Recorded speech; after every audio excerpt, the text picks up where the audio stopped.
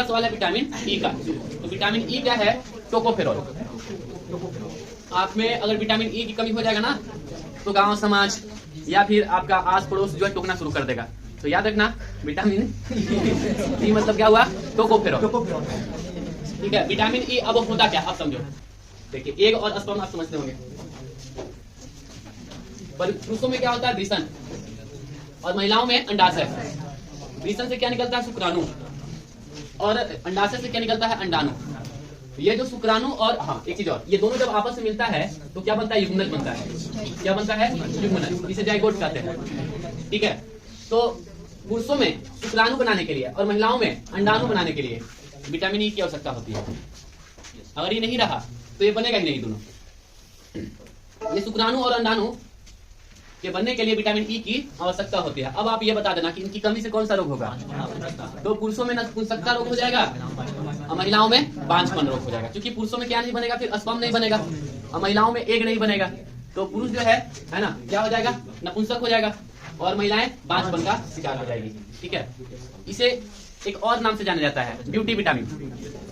Beauty vitamin, सौंदर्यता vitamin, सौंदर्य का विटामिन इसे कहा जाता है ना। तो प्रजनन विटामिन इसको कहते हैं। समझ में आ गया क्यों? इसके अलावा beauty vitamin, anti ageing vitamin, तीन नाम है। ब्यूटी विटामिन इसलिए क्योंकि अगर ये अच्छी मात्रा में क्वांटिटी में आपके शरीर में है तो चेहरा निखरता है, चेहरा चमकता है ना। चेहरे पे झुर्रियां नहीं पड़ती है ना। स्किन आप देखिए किसी किसी का स्किन बहुत ज्यादा चमकता है, इसका मतलब उसमें विटामिन ई की मात्रा बहुत अच्छा है। ठीक है, तो इसे एंटी एजिंग विटामिन कहते हैं। ये एज को रोकता है, इसलिए इसे एंटी एजिंग विटामिन भी कहते हैं। आज के डेट में देखिए ब्यूटी पार्लर में जाइएगा तो विटामिन ई का कैप्सूल देता है, लगा देगा। ऊपर से लगाने से क्या हो जाएगा? वो कुछ नहीं होने वाला, 2 मिनट के बाद तो ऐसे भी निकलने वाला है। आपके रक्त में होना चाहिए। इसका मतलब है आपको है ना खाना होगा इसको। अगर आप इसे यूज करेंगे तब जाके आप इस ब्लड में जाएगा, तब आपके शरीर में मुक्त मूलक को हटाएगा। ये मुक्त मूलक क्या होता है बस समझिए। तो इससे कमी से होने वाले रोग, पहला बांझपन, नपुंसक, एक हाँ शरीर इशारा भी करता है, पिंपल्स, सभी जगह पिंपल्स दे देगा, इशारा कर रहा है कि विटामिन ई की कमी हो रही है आपके शरीर में। हाँ शरीर इशारा करता है, पिंपल्स हो रहा है। और झुर्रियां, ये झुर्रियां महिलाओं में ही नहीं बल्कि पुरुषों में भी होता है। ठीक है, झुर्री समझते हैं ना, स्किन सिकुड़ जाना, तो सिकुड़ जाता है। और विटामिन ई रहेगा पर्याप्त मात्रा में तो स्किन एकदम टाइट रहेगा। बुढ़ापा का एकदम टाइट तो नहीं, बुढ़ापा का कुछ तो असर हो कम दिखेगा। बहुत सारे ऐसे लोगों में आप देखे होंगे कि एज तो 70-80 का हो गया है लेकिन अभी भी एकदम यंग है। एक व्यक्ति को हम देखे हैं, इधर आते हैं, सिपाही जी हैं, 80 साल के हैं करीब करीब, है ना। आप देख के नहीं बता सकते हैं कि 80 साल के होंगे। 40 तो नहीं है अभी, कम्युनिस्ट तो आप ही भी हैं। वो अलग बात है कि हम 3-4 साल हैं, आप 10 साल होंगे, 12 साल होंगे, 15 साल होंगे। कम्युनिस्ट तो आपका भी आने वाला है। आप कम्युनिस्ट में क्या होता है?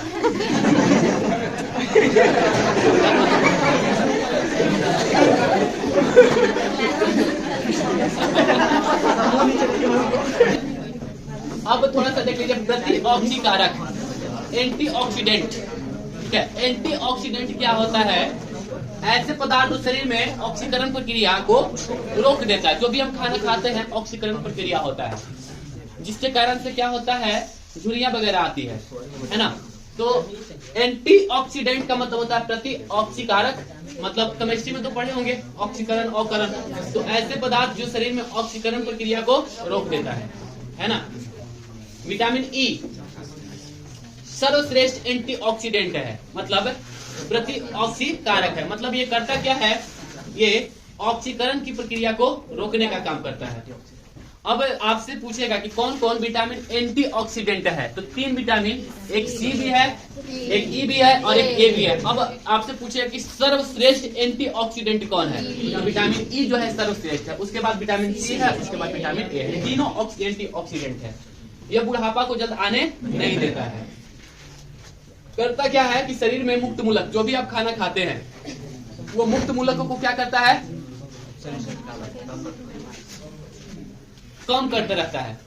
तो शरीर में मौजूद मुक्त मूलक बुढ़ापा के लिए क्या होते हैं, जिम्मेवार होते हैं। वास्तव में यह मुक्त मूलकों की संख्या को क्या करता है, शरीर में कम कर देता है, जिससे बुढ़ापा जल्दी नहीं आती। बुढ़ापा के लिए क्या जिम्मेवार है, मुक्त मूलक जिम्मेवार है। और जो भी हम खाते हैं तो मुक्त मूलक कुछ न कुछ तो उससे निकलेगा, ये मुक्त मूलक को बनने ही नहीं देता है, शरीर से निकालते रहता है। और यही कारण है कि एज जो है इससे कम दिखता है। तो आप यूज करते रहिए। कैसे, तो अंकुरित अनाज में सबसे ज्यादा मात्रा में विटामिन ई पाया जाता है। चना हो गया, मूंग हो गया, ठीक है, और बादाम हो गया।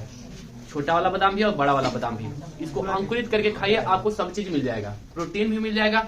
थोड़ा सा मीठा लेके खा लीजिएगा, कार्बोहाइड्रेट मिल गया, प्रोटीन मिल गया, उसमें वसा भी है, जो बादाम है उसमें वसा है, और वही गुड कोलेस्ट्रॉल है, वो HDL है, वो खाते रहिए। इसके अलावा क्या मिल गया, बहुत सारा विटामिन मिल गया। अगर अंकुरित कर दिए तो विटामिन ई मिल गया। तो सुबह सुबह जो नाश्ता आप लोग करते हैं इधर उधर, 2 लिट्टी और 2 सिंघाड़ा के, उसको छोड़िए, हेल्दी भोजन कीजिए। घर पे क्या कीजिए, थोड़ा सा अंकुरित कर लीजिए। और ठीक है, अब कहेगी सर सिर्फ चना से नहीं होगा, तो हम आपको जब प्रोटीन पढ़ा रहे थे तो हम बताए थे कि कुछ सब के सब प्रोटीन कोई एक अनाज में नहीं पाया जाता है। इसलिए क्या किया जाता है, कम से कम 2-3 प्रकार के अनाज का अंकुरण करें, एक प्रकार के अनाज का नहीं।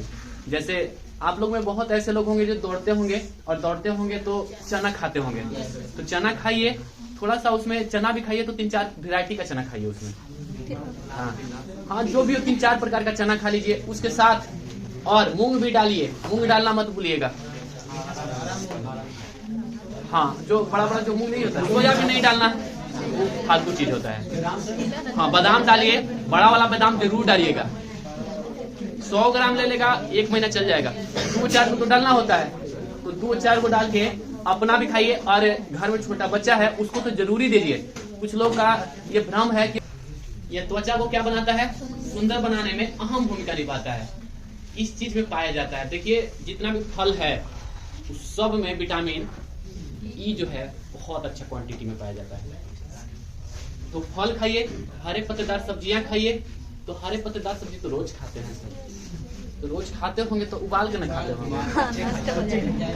हाँ सर, कच्चा जो उसका जूस होता है ना, रामदेव बाबा कैसे कहते हैं, कद्दू मत खाओ, कद्दू का जूस पियो, नहीं बोलते हैं, कद्दू का जूस पियो।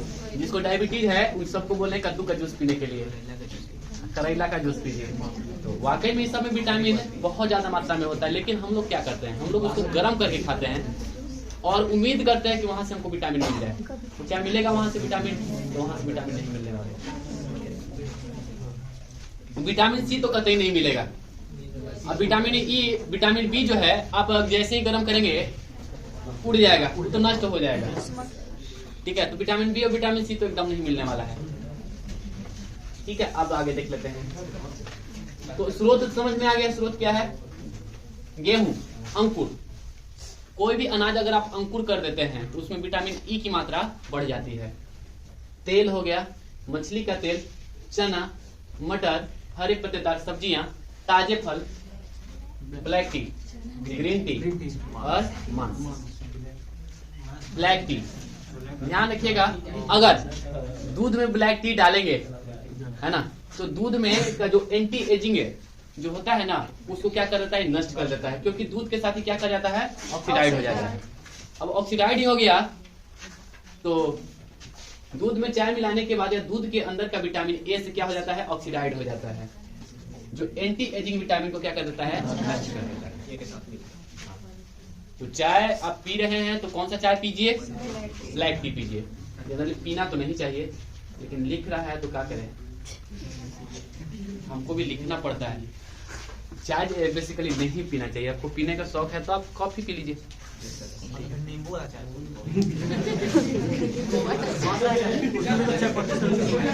अरे चाय पीना ही नहीं चाहिए। ठीक है, चाय जनरली पहले आता था, जो अंग्रेज वो लेके आया था, ईस्ट इंडिया कंपनी का चाय। हाँ जी, वो बेचना शुरू किया, बोला कि इसको उबाल के पिएगा ना तो थोड़ा सा ताजगी बना रहता है, ताजगी बरकरार रहता है, इसको पियो। ईस्ट इंडिया का, हाँ, थकान मिटाता है। लेकिन भारतीय है ना, जब उसको पिया तो काफी कड़वा लगा, बोला ये इतना कड़वा, ये कैसा, अच्छा तो नीम का काढ़ा पी ले, क्या पिएंगे। अब ईस्ट इंडिया कंपनी को करना था बिजनेस, तो बात है कि जब तक आप इसको लत धरवाएगा नहीं तब तक तो आप पीजिएगा नहीं। तो अब वो कहना शुरू किया कि थोड़ा सा इसमें चीनी भी मिला सकते हो, है ना, मीठा उठा मिला सकते हो। तो थोड़ा सा पिया तो थोड़ा सा लोगों को ठीक लगा, और हम लोग हैं आविष्कारक है कि नहीं। अब हम लोग क्या किए, उसमें लिया है और नींबू निचोड़ के पीने, थोड़ा सा और स्वाद बढ़ा। अब उसको क्या किया कि थोड़ा सा और स्वाद बढ़ाने के लिए क्या कि उसमें दालचीनी डाल दिए, थोड़ा सा और अच्छा लगने लगा। उसमें अब आदि डाल दिए और अच्छा लगने लगा। थोड़ा सा मिर्ची भी डाल दिए और अच्छा लग रहा है। अब दूध में डाल के बनाने लगे और स्वादिष्ट बढ़ने लगा। अब खाली लहसुन और प्याज डालना बाकी है नहीं, सब चीज तो डाल ही दिए।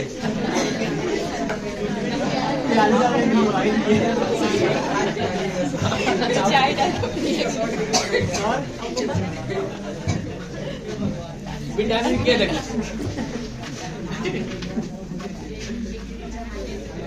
रासायनिक नाम क्या है, क्लोरोक्विनोन।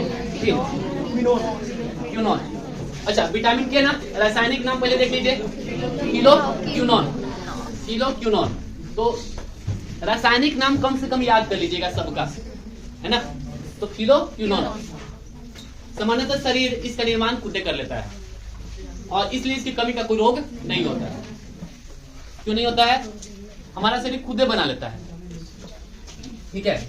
इसका निर्माण शरीर में बड़ी आंत के कॉलन वाले भाग में ई कोलाई नामक जीवाणु के द्वारा हो जाता है। बहुत ज्यादा मात्रा में अगर आप एंटीबायोटिक सेवन कीजिएगा तो बेचारे को मार सकता है, तो फिर आपका विटामिन के बनेगा नहीं, विटामिन बी भी नहीं बनेगा, विटामिन के भी नहीं बनेगा, क्योंकि दोनों को बनाता है कौन, ई कोलाई। B12 को छोड़कर, विटामिन B12 को छोड़कर। काम क्या है, रक्त का स्कंदन करना।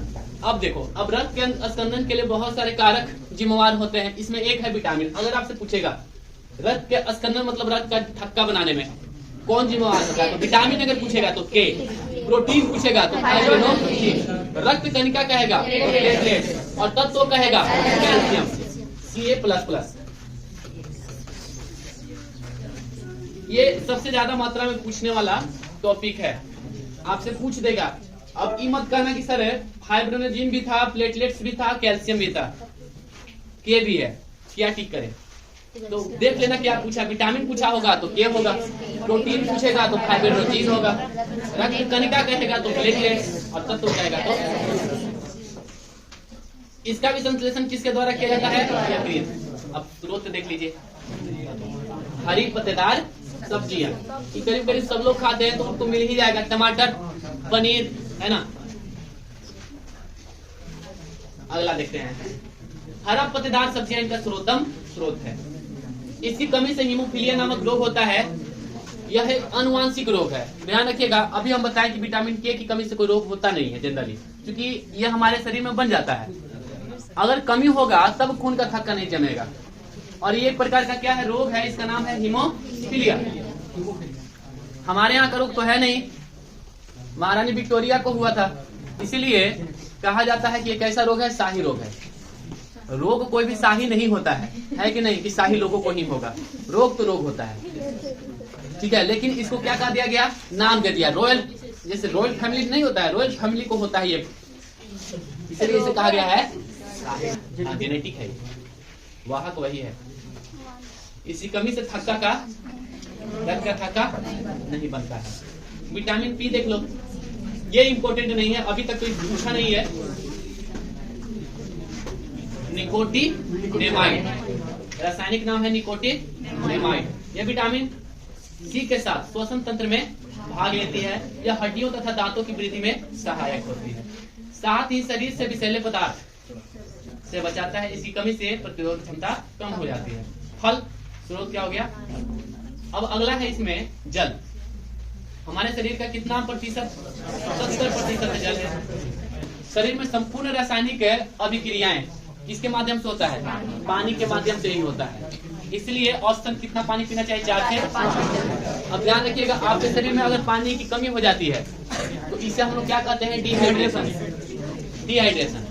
तो डिहाइड्रेशन, आपका शरीर डिहाइड्रेट है, कैसे पता चलता है, तो मूत्र से पता चलता है। कैसे, मूत्र पीला हो जाएगा। अब पानी पीना शुरू कर दो, है ना। हाँ, अगर पीलापन समाप्त हो गया तो समझ लेना कि आपका बॉडी जो है हाइड्रेट हो गया, नहीं तो डिहाइड्रेट है अभी। अब सब्जियां का जल्दी खराब होने की वजह क्या है, जल ही है।